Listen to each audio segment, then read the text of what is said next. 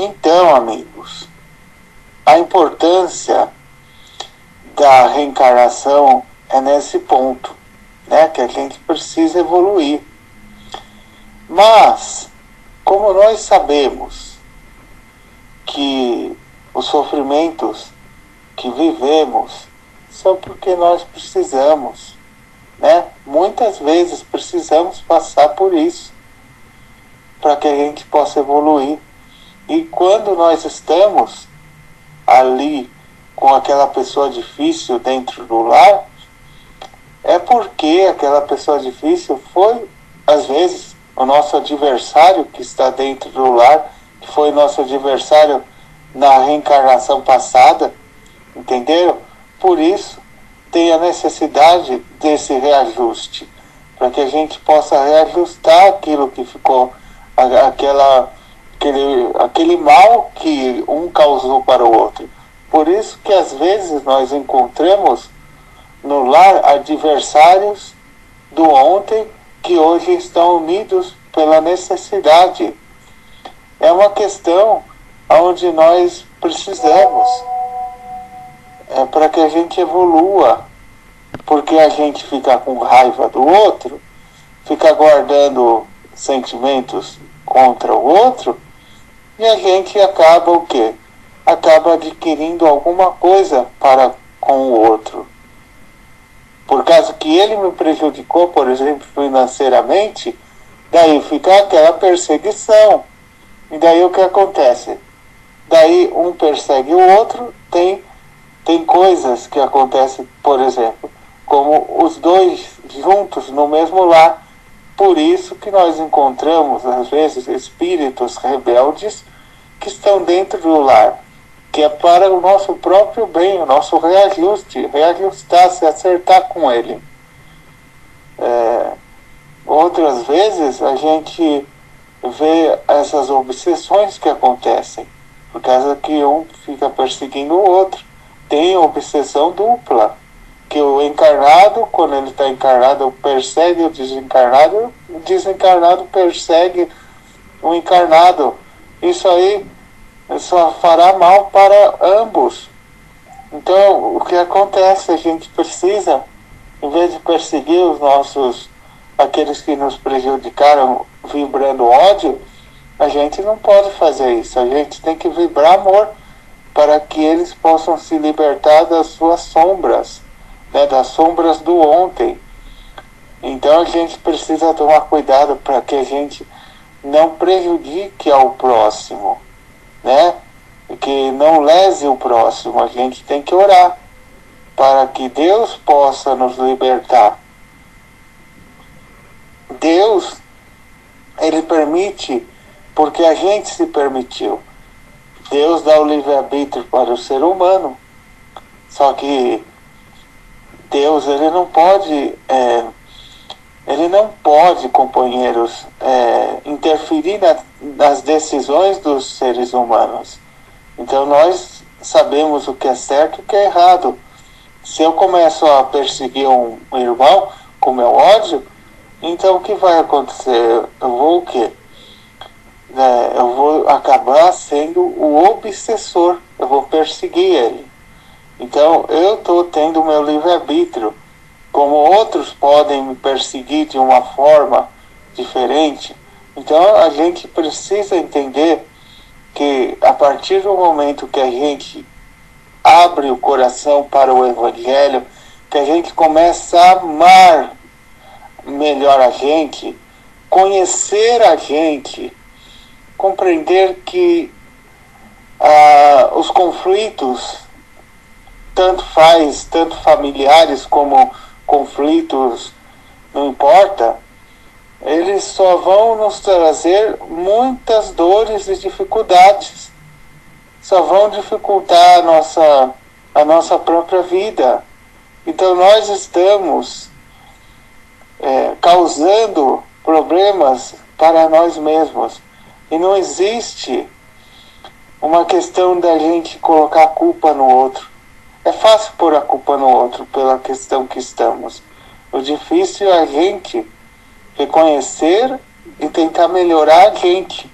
É isso que nós temos que fazer e pensar nisso. Pôr a culpa no outro, pelas coisas que estão nos acontecendo, isso não vai resolver os nossos problemas. Só vamos adquirir outros problemas, como, por exemplo, problemas de saúde, outros tipos de problemas para a gente. O desequilíbrio espiritual, o desequilíbrio, às vezes, mental. Então, tudo isso gera uma dificuldade. Então, a gente precisa orar, fazer a nossa parte e pedir forças para o plano espiritual. Entenderam? Em vez de a gente brigar, da gente querer prejudicar aquele que nos prejudicou, em vez de a gente querer fazer a justiça com as nossas mãos, às vezes a gente até fala em fazer a justiça com as próprias mãos.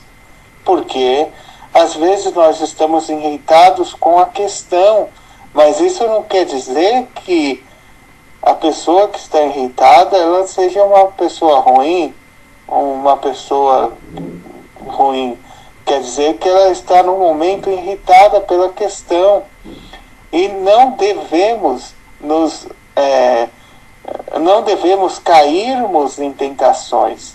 E tentações são aquilo que são as coisas que nos atentam para o mal, que nos atentam para que a gente possa perder o equilíbrio.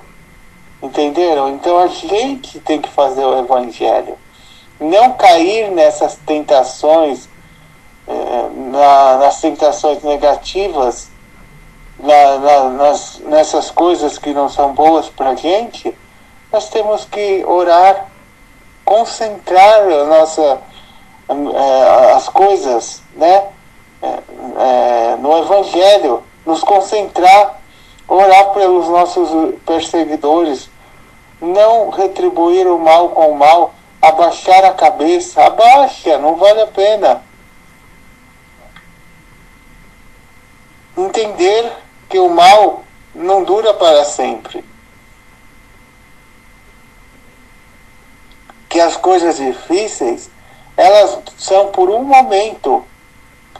Aqui na Terra, existem momentos alegres e momentos tristes. Mas são momentos. Não existe, momentos que durem para sempre. A alegria não existe aqui na Terra que dure para sempre. São momentos. E nem a tristeza, nem a dificuldade.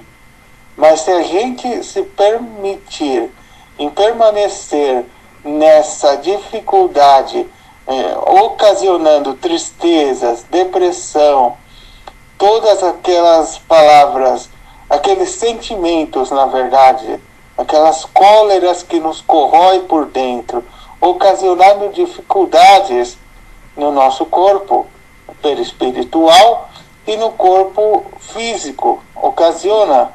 Então, tudo que ocasiona no corpo físico também ocasiona no corpo perispiritual nosso. Então, a gente é responsável por aquilo que a gente está fazendo para a gente. E tem que conhecer o que nós podemos fazer para melhorar. Como conhecer? Se conhecendo como ser humano, tentando fazer a reforma íntima. A gente precisa se reformar intimamente para sermos homens e mulheres melhores, para vivermos em paz. Enquanto não houver o amor por completo, porque todo ser humano que se encontra no bem, ele também pode se converter para o mal. Como assim? Ele também, pelas suas atitudes agressivas, nervoso, ele também pode entrar na questão de ser um demônio, de ser um mal. Entenderam? Então a gente precisa conter as coisas que a gente está sentindo e orar. Não é momento da gente ser, querer ser agressivo.